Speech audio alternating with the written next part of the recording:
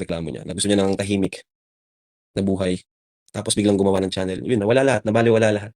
Sinong advisor niyan? Dapat siyang managot diyan.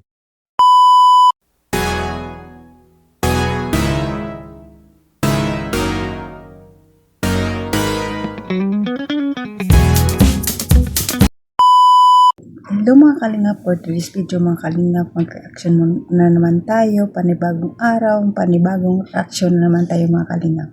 Ito yung live ni Kalingap Rab na nagsalita na siya tungkol sa karoon ng channel ni Ining ni Dalaga. No?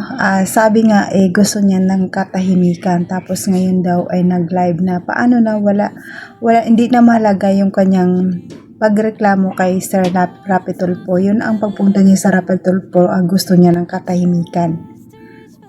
Paano siya magkaroon ng katahimikan at peace of mind kung may YouTube channel siya, diba?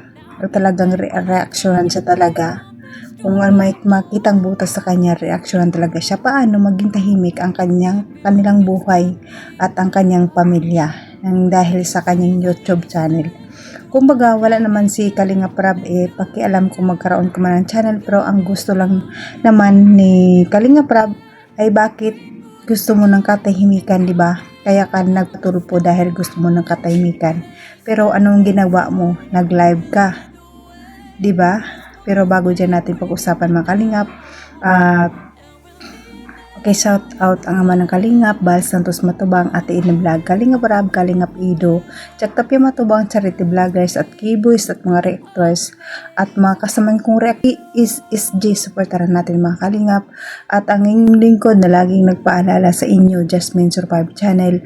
Kung di ka pa nakasubscribe, please subscribe, and don't forget to hit the notification bell para update ka sa aking mga video na ina-upload mga Kalingap.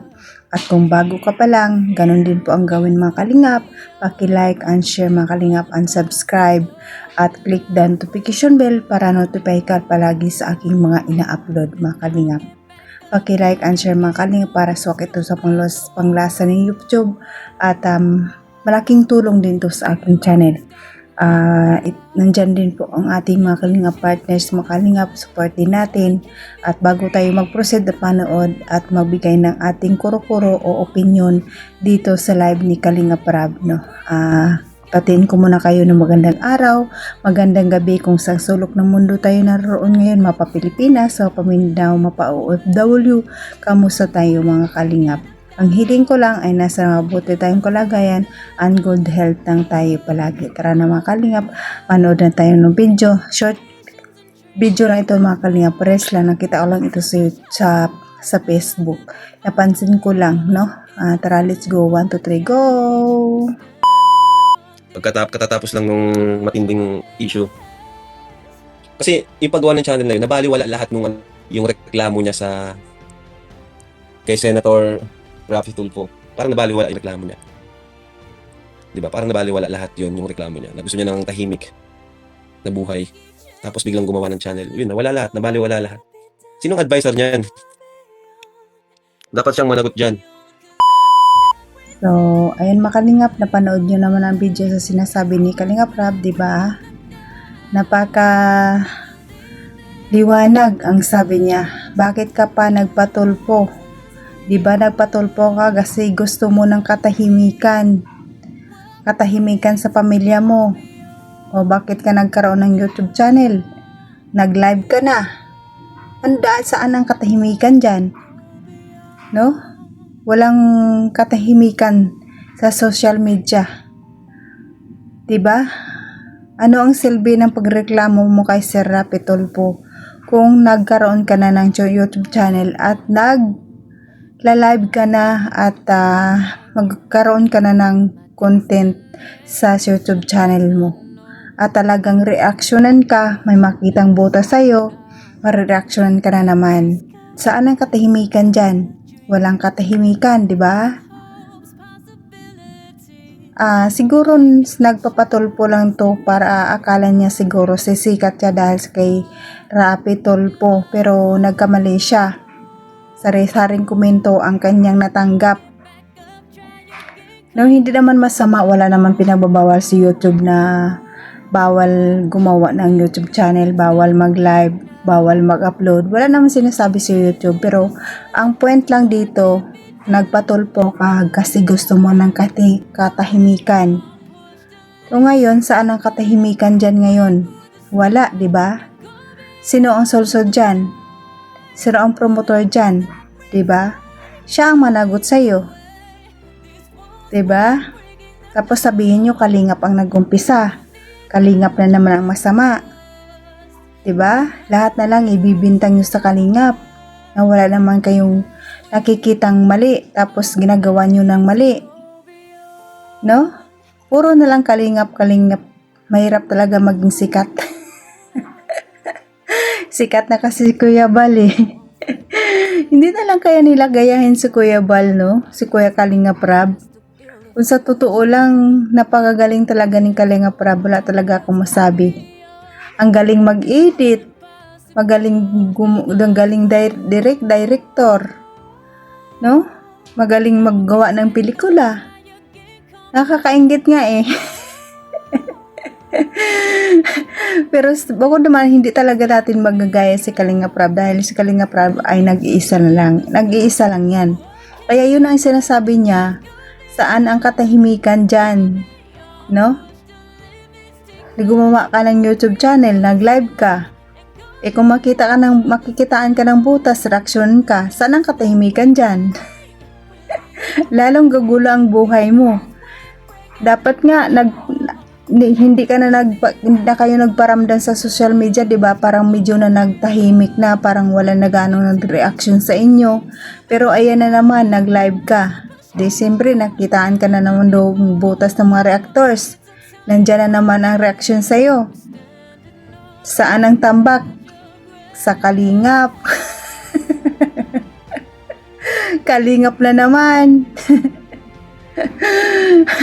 Kawawa naman ang Kalingap. Lagi na lang nakikita ng butas. Kahit wala naman sila nakikitang butas dyan sa ginagawa ng Kalingap, bakit Kalingap lagi ang mali? No? Kaya yun ang sinasabi ni Iking eh.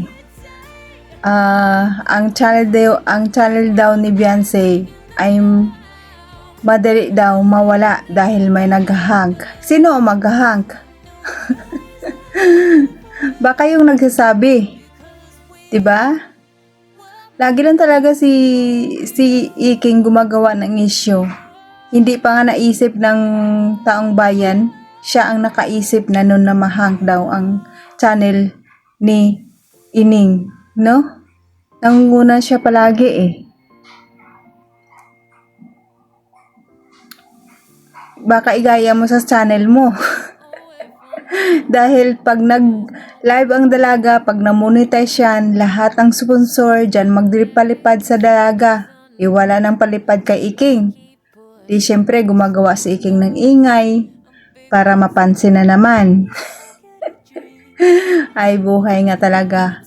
Gumagawa ka talaga ng issue. Gumagawa ka talaga ng pag-usapan ng mga reactors. Tapos ngayon nagagalit kayo. Paldong-paldo ang reactors. Saan ba talaga lulugar? Ay, nako, nakakalungkot talaga tong buhay na to, no? Gumawa ka ng kabutihan, may masabi pa rin ang tao. Gumawa ka ng kasamaan, may masasabi pa rin. Ano na lang to? Maging patas naman sana, no? 'Di ba?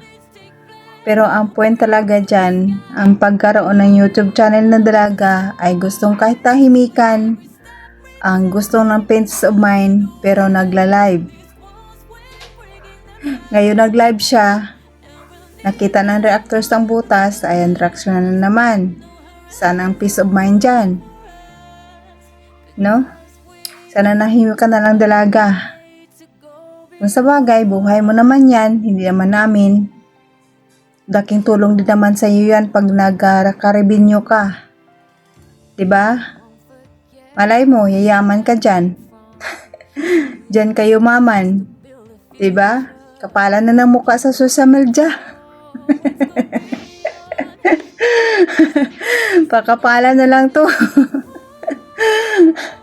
Ganun talaga ang buhay. Pakapala na lang ang mukha. No? Sana naman, no, na nag-isip-isip yung dalaga kung noon, bago siya nagpatulpo, iniisip na sana na ano ba ang kahinatnan nitong pagpatulpo niya. O kung kinausap niya lang si Kuya Bal at si Kalinga Prab nang gusto niya pala magkaroon ng YouTube channel. Peace of mind siya, wala kang gaanong baser. Di na sana humantong sa ganito na punong-puno ng baser. Pero tapos na yan.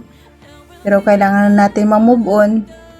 Bahala na ang promotor sa kanyang YouTube channel. Ang promotor dyan ang sagot na sa kanya. Na ang bahala, no, sa kanya. Ayan ang mga kalingap. Hanggang dito na lang ang ating reaction nga sa ngayong araw. Like and share mga kalingap, at salamat sa mga bagong subscribers ko at sa mga silent viewers, mga viewers natin, mga sponsor natin, nandyan palagi, Kalinga Partners, Kuya Bal at Edna, Kalinga Prab, at sa lahat-lahat ng bumubuo ng Kalingap team. Maraming salamat sa inyo. At hanggang dito na lang. God bless at all, and God bless team Kalingap. Bye-bye!